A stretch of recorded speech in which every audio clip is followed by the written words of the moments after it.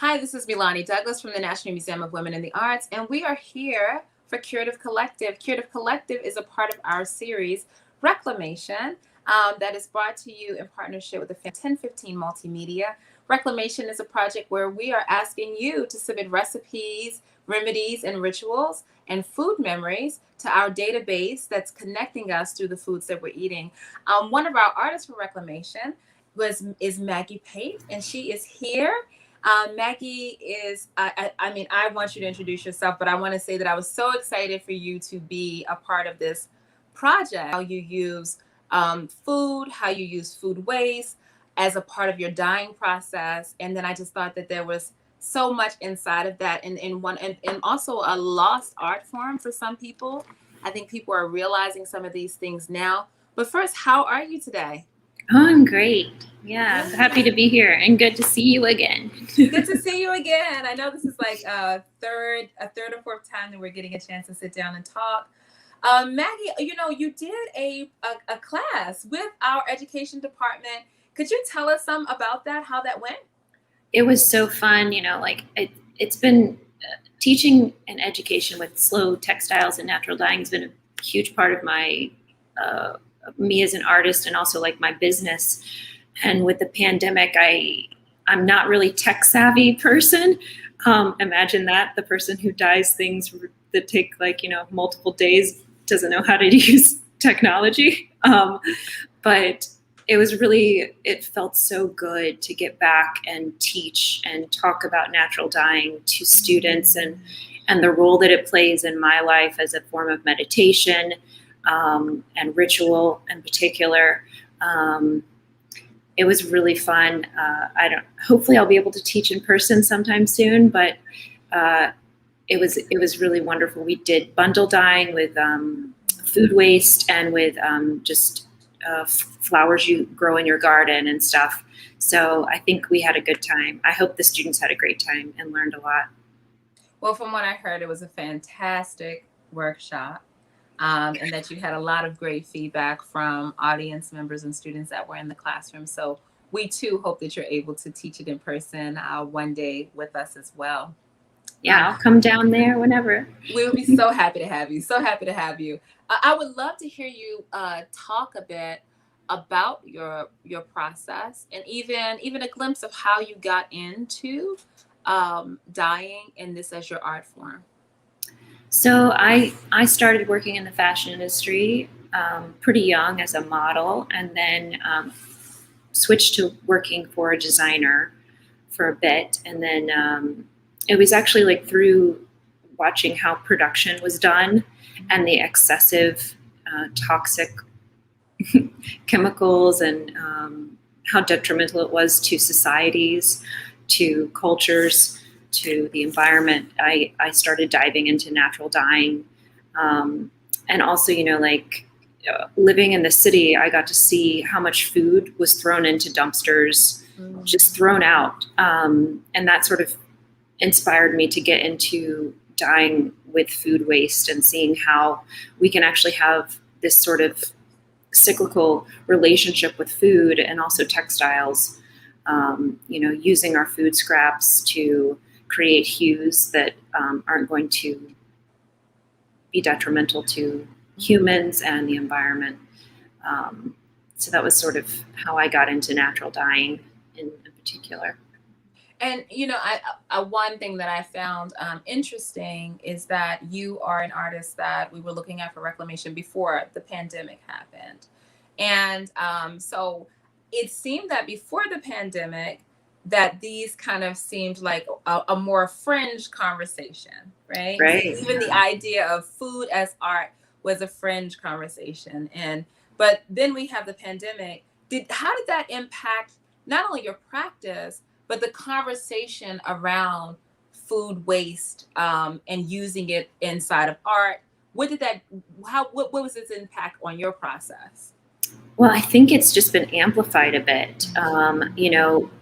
With the pandemic and people staying home, there was just more interest in learning crafts and these sort of lost arts, like you mentioned earlier.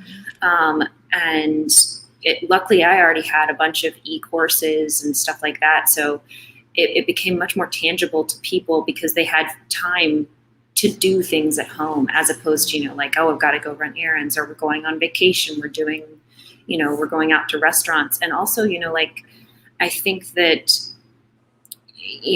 one of my nonprofit projects is called Feed Weave, which I think, we've talked about a little bit, was where I use food waste to create these large tapestries and then donate part of the product to No Kid Hungry. And with the pandemic, children couldn't go to school. They couldn't get their meals. So we also got a lesson on food scarcity as well. And so how important our schools are, how important donating to these food banks is, and stuff like that. So I think that this pandemic is, it's been an extremely tragic loss.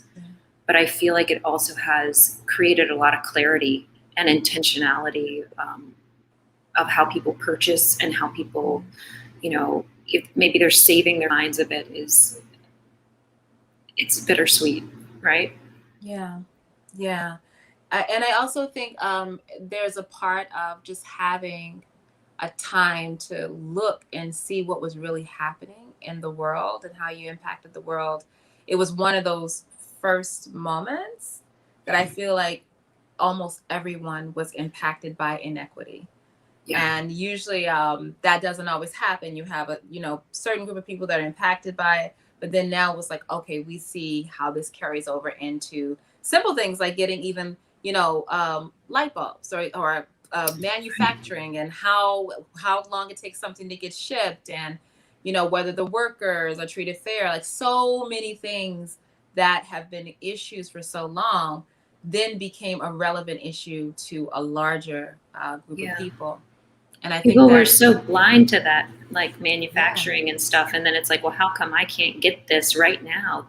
Like I've always said for a long time, it seems like American culture sometimes feels like a culture of immediacy. Yeah. Like we don't like to, and part of my work is, it takes about 3 days to properly dye something naturally, including like the preparation process. So, like it's really a meditation, natural dyeing on patience and quality. And you want to create something that has a narrative to it as well. And because we live in this culture of immediacy, there's this disconnect to that process. People want their watermelon in December. they don't necessarily care where it's coming from or who's picking it or who's growing it and stuff like that. Yeah, so. And the health conditions and what is this person struggling with, and then how that's going to impact these decisions. I love that you mentioned your process. It requires that it could take 3 days to complete something. And I think that also everyone was required to add more time into their process. I think time and waiting and patience became, again, a part of our daily creative process. And so artists like you, I feel, are leading the way because you're already in the realm of like, because you're already in the realm where things require you to slow down. And so as people try to figure out how to slow down, they need something else to help them do that. Yeah.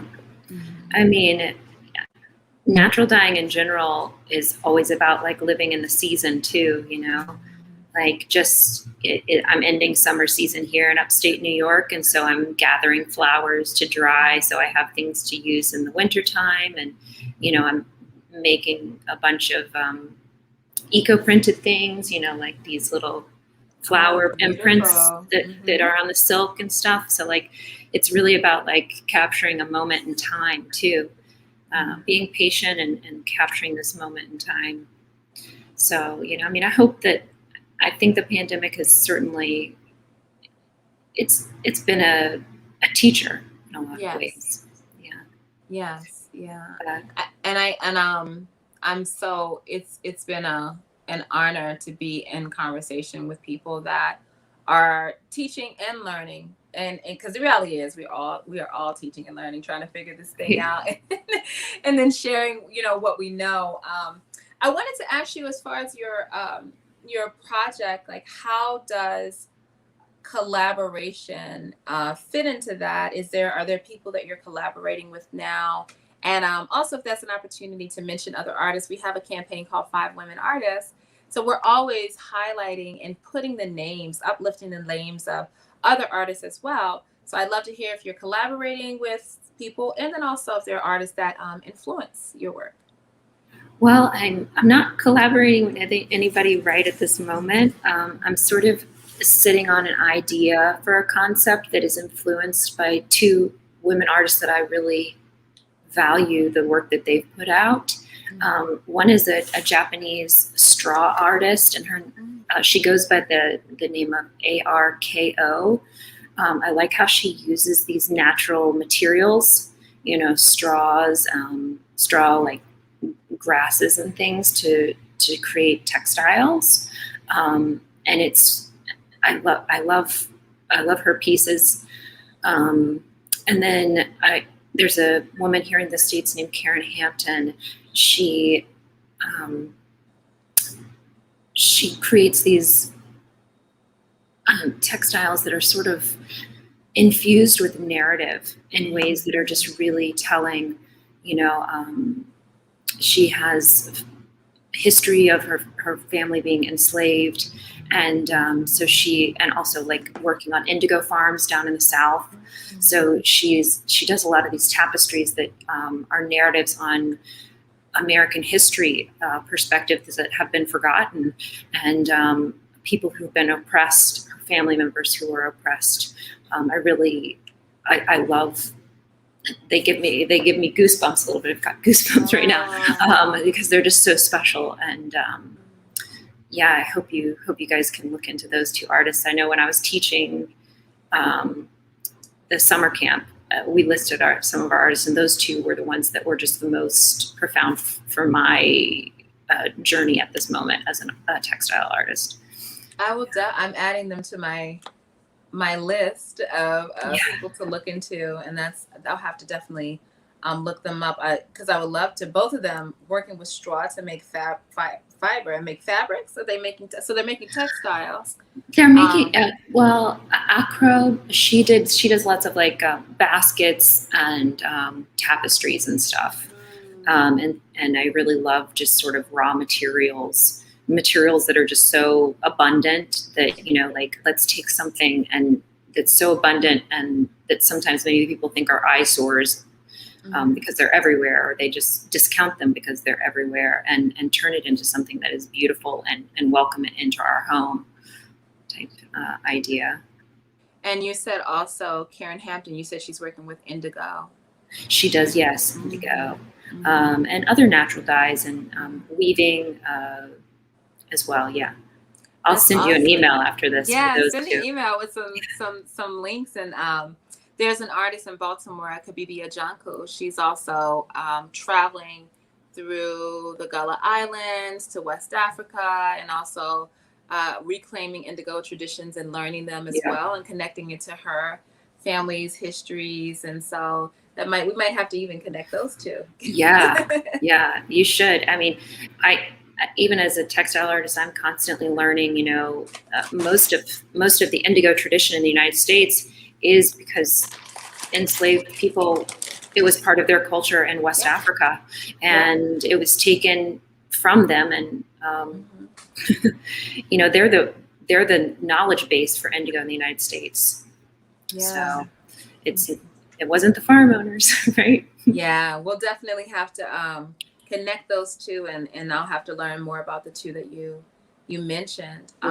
And so and then also I wanted to ask you, with Reclamation, I loved how your presentation, it just seems like, I think sometimes when we're so far away from our traditions, because I do think that collectively the human race has these traditions that are closer to nature. Whether, I'm sure the first time that a berry was grabbed and it stained someone's fingers or it stained their lips, that it informed how we used everything that we do today. So I think that what I loved about your work so much is that it really made the transition. It reminded of us how close to nature we already are in our kitchen, Right. and that we, instead of seeking out something far, far, far, far, why not the avocado seed? Why not berries? Why not the onion? You know, the skin of an onion. Like, it's right. These are things that are right here. So I wanted to just ask you, what was your experience getting ready for that project for reclamation, and just you know, what, you know, just anything that you want to speak about for the project. Yeah, I mean, I think that people we're so disconnected from that process of like where colors come from. And we forget that it does not have to be, it does not have to be an undertaking, you know, like you can start such on a micro level, like what's in your cabinet, what's in your pantry, what's in your fridge, or even, you know, just like talking to your neighbor, you know, your neighbor make me eat an avocado every single day with their breakfast. So just say, oh, I'd love to, you know, like dye something for you with your avocado waste and stuff like that. So I feel like it does not, yeah, it doesn't have to be something super elaborate. It's right there in your kitchen or next door to you. I sort of forgot the second part that you asked me. Just your experience with reclamation and being a part of the project. You know, I loved looking at the other artists that you guys had, things that I'd never even thought of. It was really lovely, you know, because my work is so centered on being in the kitchen already, since I work from home and I work from my stovetop, essentially. I don't have an outside studio. It was wonderful to see how other people, what they're doing in their kitchens, how it brings people together for them and stuff. Especially since my work feels sometimes isolating, you know, like I was talking earlier, just a moment ago, about, you know, talking to your neighbor about getting their food waste and stuff, because it brings those people together. And I try to work with farms and restaurants to gather their food waste and food scraps. So it can be something that, you know, just by asking if they have, you know, onion skins available to you, you can have a conversation about sustainability and colors and natural dyeing. I really loved, you know, one of the questions you said about, and when we started the reclamation project was, you know, like, was there someone in your life that sort of brought your craft to life? And I'd never thought about that. I think that was really rewarding for me. I was adopted, so like sometimes I feel very disconnected from my family, just being, you know, not sharing the same heritage or history. But one wonderful thing that the Reclamation Project did help me do was reconnect with, you know, my mother's grandmother who's passed away, because she would, growing up in rural Alabama, didn't have money for, you know, new Easter Sunday clothes. So they'd go to the secondhand store. They would, you know, buy garments that had stains on them. And then she'd use teas and food waste to dye them colors so you couldn't see the stains. You couldn't see that they were secondhand, because, you know, Easter Sunday in the South is the Sunday, you know, it's the Sunday that you go to, you want to look your best. And that was her way of being able to provide, you know, just maybe just sort of like a boost in confidence for their family and stuff like that, growing up in like a 1-bedroom house with 5 kids and stuff like that. So I think that, I really am grateful that you even asked that question, because I wouldn't have that story to connect to and stuff. So thank you. Thank you. It was beautiful to hear, you know, who influenced, you know, the different women in the project. And then also it was beautiful to hear ask people to consider, like, what do you think the traditions before you were, and like, whether it's your own tradition or whether it's traditions that were related, just like what do you think happened before it got to you? But definitely who influenced it? Like, how did you? Because it's sometimes packed in a little teeny memory that we actually find connection to the work that we do now. So thank you for being so transparent and sharing that story as well. Yeah. Yeah. Well, if Maggie has so much more to share, and we did a great interview. That's also a part. Oh, hi, friend. This is Miko. Hi, Miko. I was wondering, I thought we were going to get through the whole interview without having a cat Miko appearance. said, "Oh no, we're going to have our time." Maggie also has a great interview on our reclamation project, and you can see some of her process there. And you can also look below and see some of the information of how to reach her, how to be in touch with her. And I'm sure you'll see her as a part of some of our process and work in the future. And hopefully we can get her down for a class as things begin to open up and again. So Maggie, it is always a pleasure to talk to you. Thank you. Yeah, nice to talk to you too. Miko's happy to see you as well. Miko is very, very happy. And everyone have a great day. We will see you for the next Curative Collective. I guess that's That's scene. it. That's it. Have a great day, everyone. Bye. Bye.